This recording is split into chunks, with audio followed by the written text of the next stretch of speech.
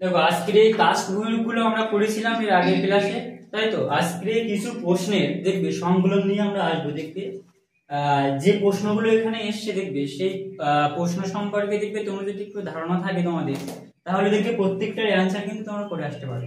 ঠিক আছে, আমরা কখনো দেখবে প্রশ্ন ধরে ধরে কিন্তু মুখস্থ করবো না, যে পরীক্ষায় যে সেই প্রশ্নই আসবে আমি যা দেবো ওরকম তো কোনো কথা হয় না। এবার দেখবে তুমি যদি ওই প্রশ্নের প্রত্যেকটা বিষয়গুলো সম্পর্কে ধারণা ক্লিয়ার যদি থাকে তোমাদের, দেখবে যাই প্রশ্ন দেখ না কেন পরীক্ষায় দেখবে তার উত্তর কিন্তু তোমরা করে আসতে পারবে। ঠিক আছে, সেই জন্য তোমাদেরকে আগে কি করতে হবে, যে বিষয়গুলো তোমরা পড়বে সেই বিষয়গুলোর ধারণা পুরো একদম ক্লিয়ার করবে। মানে কনসেপ্ট যদি ক্লিয়ার হয় তাহলে কি করতে পারবে, তোমরা দেখবে প্রত্যেকটা প্রশ্ন কিন্তু অ্যান্সার করে আসতে পারবে। এইবার তোমরা যদি মনে করো যদি আমি প্রশ্ন ধরে ধরে সহায়িকা ধরে ধরে মুখস্থ করতে যাবো, তাহলে কি হবে যে ওই প্রশ্নই যে পরীক্ষায় দেবে তার তো কোনো কথা হয় না। এইবার তোমরা কিন্তু ভুল হতে পারে কিন্তু। সেই জন্য আমাদের কাজ কি, প্রত্যেকটা বিষয় সম্পর্কে ধারণা ক্লিয়ার করা, তারপরে প্রশ্ন ধরে ধরে দেখবে প্র্যাকটিস করলে দেখবে প্রত্যেকটা প্রশ্ন কিন্তু উত্তর দিতে পারবে। ঠিক আছে, তাহলে চলো আজকে আমরা প্রথম প্রশ্ন কি আজকে আমাদের দেখে নাও সবাই। যে দেখো, কাস্ট অঞ্চলে সৃষ্ট ভূমিরূপে অবস্থান অনুযায়ী অমিল জুড়িটি হলো। অমিল মানে বুঝো তোমরা, অমিল মানে কি মিল থাকবে না। ঠিক আছে, আর মিল মানে তো আমরা জানি মিল থাকবে যেটা। এখানে প্রশ্নটা আরেকবার বলছি আমি, দেখো কাস্ট অঞ্চলে সৃষ্ট ভূমিরূপে অবস্থান অনুযায়ী অমিল জুড়িটি কি। ঠিক আছে, এইখানে লক্ষ্য করো, দেখবে অপশন গুলো তোমাকে দেখতে হবে আগে, অপশন গুলো কি কি রয়েছে। এবার এই অপশন ধরে ধরে তোমাকে গেস করতে হবে যে কোনটা উত্তর হবে। তোমরা এখন মনে মনেই রাখবো যে কোনটা উত্তর হবে। আগে তোমরা এখানে লক্ষ্য করো যে কাস্ট অঞ্চলে আমরা ভূমিরূপ গুলো পড়েছি, দেখবে একটা ভূমিরূপের সঙ্গে আর একটা ভূমিরূপে কিন্তু তোমার হচ্ছে একদম পুরো মিল রয়েছে। কিন্তু এখানে বলেছে কি অবস্থান অনুযায়ী অমিল, মানে মিল থাকবে না। এদিকে লক্ষ্য করো, প্রথম অপশন কি আছে আমরা দেখে নেই। অমিল জুড়ি এখানে বলেছে, যেহেতু প্রথম অপশন রয়েছে স্ট্যালাকটাইট স্ট্যালাগমাইট, এই বিষয়টা আমরা এখনো পড়িনি, তাই তো। কিন্তু একবার আমি বলে দিচ্ছি তো স্ট্যালাকটাইট কি।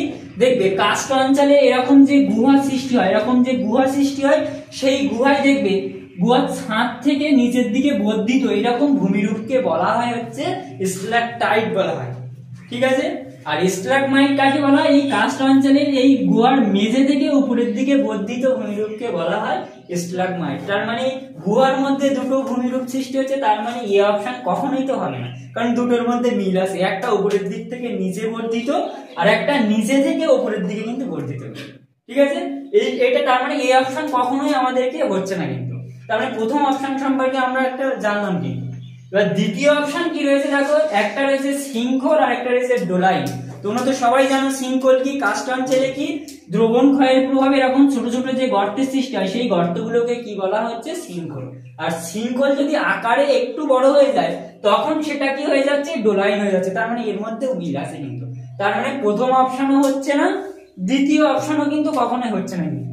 এবার 3 নম্বর কি হয়েছে দেখো, গ্রাইক ও ক্লিন। গ্রাইক আমরা জানি, দেখবে কাস্ট অঞ্চলে দেখবে একটা পৃষ্ঠীয় ভূমিরূপ হলো হচ্ছে গ্রাইক। মানে গ্রাইক কাকে বলা হয়, দেখবে কাস্ট অঞ্চলে এরকম দেখবে ভূমিরূপের সৃষ্টি হয়। ঠিক আছে, এরকম উঁচু নিচু ভূমিরূপের সৃষ্টি হয়, খাস কাটা ভূমিরূপের সৃষ্টি হয়। ঠিক আছে, এই উঁচু যে খাড়া পাড় এটাকে বলা হচ্ছে ক্লিন। তার মানে এই যে গর্তের সৃষ্টি হচ্ছে এই গর্তগুলোকে কি বলা হচ্ছে, দ্রবণ ক্ষয়ের বলে গ্রাইক বলা হচ্ছে। আর দুটি গ্রাইকের মধ্যবর্তী উঁচু ভূমিরূপকে কি বলা হচ্ছে, ক্লিন বলা হচ্ছে। তার মানে গ্রাইক আর ক্লিন কখনোই হবে না, দুটোর মধ্যে মিল আছে। এবার বাকি থাকলো কি অন্ধোপত্যকা কাস্ট টাওয়ার। অন্ধোপত্যকা আগে বলে মনে আছে সবার, যে কাস্ট অঞ্চলে নদী দ্বারা সৃষ্ট ভূমিরূপ হলো হচ্ছে অন্ধোপত্যকা। তার মানে নদীর উৎস থেকে একেবারে শৃঙ্খল পর্যন্ত দেখবে নদী উপত্যকাকে বলা হয় অন্ধোপত্যকা। আর কাস্ট টাওয়ার কি, দেখবে বিশেষ করে দেখবে চুনাপাথর গঠিত অঞ্চলে দেখবে এরকম উঁচু ঢিবির ন্যায় কিছু কিছু ভূমিরূপ অবস্থান করে পলজির মধ্যে, যেগুলোকে বলা হয় কাস্ট টাওয়ার। কিন্তু এই অন্ধ উপত্যকার সঙ্গে কাস্ট টাওয়ারের কিন্তু কোনো মিল নেই কিন্তু। তার মানে উত্তর কোনটা হবে, বিশেষ করে যে অন্ধ উপত্যকা কাস্ট টাওয়ার। তার মানে প্রথম প্রশ্নের উত্তর আমরা কি লিখবো এখানে, যে কাস্ট অঞ্চলে সৃষ্ট ভূমিরূপের অবস্থান অনুযায়ী অমিল জুড়িটি কোনটা। এখানে বিশেষ করে স্ট্যালাকটাইট স্ট্যালাগমাইট কখনোই হবে না, দুটোর সঙ্গে মিল আছে। তারপরে শৃঙ্খল ডোলাইট কখনোই হবে না, মিল আছে এর সঙ্গে।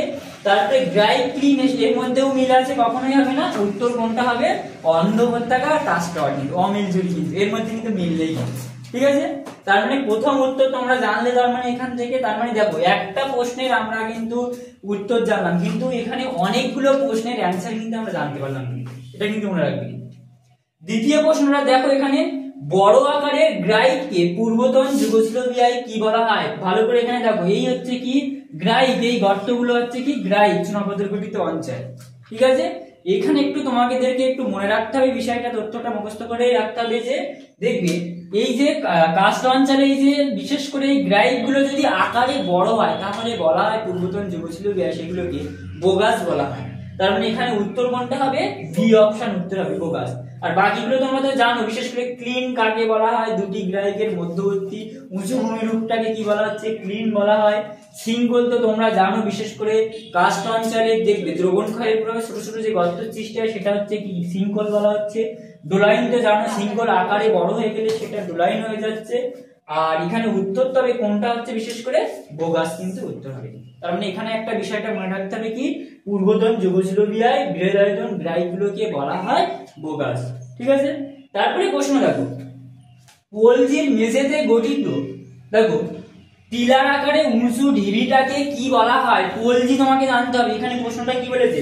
পোলজির মেঝেতে গঠিত টিলার আকারের উঁচু ভূমিটাকে কি বলা হয়? পোলজি মানে জানো, বিশেষ করে কাস্ট অঞ্চলে দেখবে উভালার থেকে আকারে বড়, মানে অনেক বড় আকারে। ঠিক আছে, অবনমিত যে ভূমিরূপ দেখবে চারিদিকে দেখবে খাড়া পাড় দেওয়া থাকে, মাঝখানে সমতল অংশ থাকে।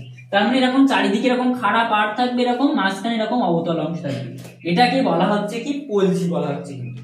ঠিক আছে, দেখবে এই পোলজির মাঝে দেখবে কিছু কিছু কঠিন শিলা দ্বারা গঠিত উঁচু উঁচু ঢিবি থাকে, যে ঢিবিগুলোকে বলা হচ্ছে হামস। তার মানে হামস কাকে বলা হবে?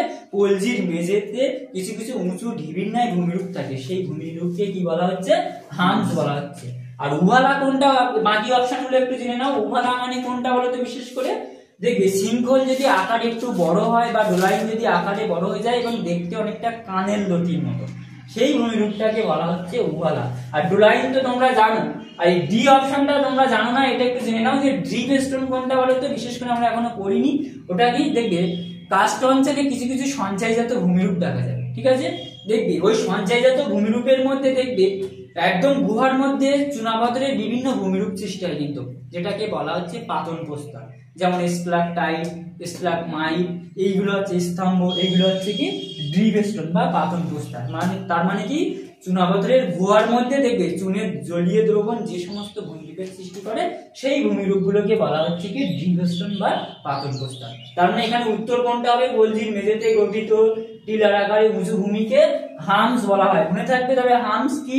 পোলজির মেঝেতে যে উঁচু ভূমিরূপের সৃষ্টি হয় সেটাকে বলা হচ্ছে হামস। এখান থেকে একটা তথ্য তোমাদেরকে বলে দেই, দেখবে আমাদের ছত্তিশগড় রাজ্যে বা মধ্য বিশেষ করে দেখবে এই হামস গুলোকে বলা হয় রাবণ ভাটা, এটা একটু মনে রাখবে কিন্তু। তার মানে কি ছত্তিশগড় রাজ্যে রায়পুরে অবস্থিত বিশেষ করে হামস গুলোকে বলা হচ্ছে রাবণ ভাটা কিন্তু, এটা কিন্তু মনে রাখবে কিন্তু। তারপরে দেখো 4 নম্বর প্রশ্নটা একটু দেখে নাও, একাধিক শৃঙ্খল বা ডোলাইন পরস্পর যুক্ত হয়ে কি সৃষ্টি হয়? এখানে দেখো অপশন গুলো কি রয়েছে তোমরা এখানে জানো তো। শৃঙ্খল বা ডোলাইন কি? এটা সবাই আমরা জানি যে কাস্ট অঞ্চলে ছোট ছোট যে গর্তের সৃষ্টি হয় সেগুলোকে শৃঙ্খল বা ডোলাইন বলা হচ্ছে, মনে রাখবে। দেখবে এখানে অপশন গুলো কি কি দিয়েছে, একটা অ্যাকুইফার দিয়েছে, হামস দিয়েছে, উভালা দিয়েছে, গ্রিখাত দিয়েছে। প্রত্যেকটা অপশন জানলে তোমরা কি পারবে এই শৃঙ্খল বা ডোলাইন পরস্পর যুক্ত হয়ে কোন ভূমিরূপ সৃষ্টি হয়। তাও অ্যাকুইফার মানে কি? আমরা পড়েছি অ্যাকুইফার কাকে বলা হয়। দেখ অ্যাকুইফার হলো সেই স্তর যে স্তর দিয়ে ভৌমজল প্রবাহিত এবং পরিপূরিত হয়, সেই স্তরটাকে কি বলা হচ্ছে? অ্যাকুইফার। তার মানে অ্যাকুইফার কখনো উত্তর হবে না।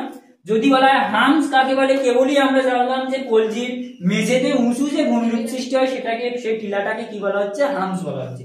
তার মানে এই অপশনও কিন্তু উত্তর কিন্তু হলো না কিন্তু। বাকি থাকলো কি উভালা আর গ্রিখাত। তোমরা গ্রিখাত কাকে বলে তোমরা জানো, আমি পড়িয়েছিলাম নদী দ্বারা সৃষ্ট ভূমিরূপ। যে কাস্ট অঞ্চলে কি হয়, নদী যখন প্রবাহিত হয় তার নিম্নক্ষয়ের প্রভাবে যে গিরিপথের সৃষ্টি করে তাকে কি বলা হচ্ছে? গ্রিখাত। এটাও হবে না। আর এই উভালা কি? আমরা জানি এই শৃঙ্খল এবং ডোলাই পরস্পর জুড়ে গিয়ে দেখবে কানের নদীর মতো গর্তের সৃষ্টি করে বা ভূমিরূপের সৃষ্টি করে, সেই ভূমিরূপ গুলোকে বলা হচ্ছে কি উভালা। তার মানে উত্তর কোনটা হবে? অবশ্যই হচ্ছে উভালা কিন্তু হবে। ঠিক আছে, লাস্ট প্রশ্ন কি রয়েছে বিশেষ করে দেখো, লাস্ট প্রশ্ন যেটা রয়েছে দেখো, যে কাস্ট টাওয়ার আকারে তীক্ষ্ণ হলে তাকে কি বলা হয়? কি বললাম? কাস্ট টাওয়ার আকারে যদি তীক্ষ্ণ হয় তাহলে সেইটাকে কি বলা হয়? একটা অপশন রয়েছে দেখো ককপিট, একটা রয়েছে পোলজে, একটা পিনাকেল রয়েছে আর একটা পিলার রয়েছে। চারটে অপশনই কিন্তু তোমাকে জানতে হবে, তাহলে তুমি উত্তর পাবে। কাস্ট টাওয়ার মানে কি আমরা জানি যে বিশেষ করে কাস্ট অঞ্চলে যে উঁচু উঁচু ঢিবির ন্যায় ভূমিরূপের সৃষ্টি হয় সেটা হচ্ছে কাস্ট টাওয়ার। ঠিক আছে, ওই হামস গুলোই কাস্ট টাওয়ার নামে পরিচিত। ঠিক আছে, তারপর দেখো ককপিট কোনটাকে বলা হয়, বিশেষ করে চুনাপাথর গঠিত অঞ্চলে দেখবে এরকম তির্যক ভাবে যে ভূমিরূপের সৃষ্টি হয় সেই উঁচু ভূমিরূপ গুলোকে বলা হয় হচ্ছে ককপিট। কিন্তু এর মধ্যে কিন্তু ডোলাইন সৃষ্টি হয় কিন্তু ককপিটের মধ্যে। আর পলজি তো তোমরা জানো কাস্ট অঞ্চলে যে অবনমিত ভূমিরূপ চারিদিকে খাড়া ঢাল বিশিষ্ট সমতল নিচে সেই ভূমিরূপ হচ্ছে পলজি বলা হচ্ছে। আর পিলার কোনটাকে বলা হয় জানো, দেখবে গুহার মধ্যে দেখবে এই যে আমি দেখাচ্ছিলাম তোমাদেরকে, এই যে স্ট্রাকটাইট আর স্ট্রাকমাইট যদি কোনো ক্রমে জুড়ে যায় মানে দ্রবণ প্রক্রিয়ায় ক্রমাগত বর্ধিত হয়ে একটা সময় কি হয় এই স্ট্রাকটাইট আর স্ট্রাকমাইট এখন জুড়ে যায়, যেটাকে বলা হচ্ছে পিলার বা স্তম্ভ বলা হচ্ছে। তার মানে এটাও উত্তর হবে না কখনো। তার মানে বাকি থাকলো কি পিনাকেল। এইটা একটু মুখস্থ রাখতে হবে তোমাদেরকে যে কাস্ট অঞ্চলে এই টাওয়ার গুলো যদি তীক্ষ্ণ প্রকৃতি হয়, ঠিক আছে, সেটাকে বলা হচ্ছে কাস্ট পিনাকেল। তার মানে উত্তর কোনটা হবে, কাস্ট হচ্ছে পিনাকেল। ঠিক আছে, তাহলে পরের ক্লাসে আবার দেখা হবে তোমাদের সঙ্গে।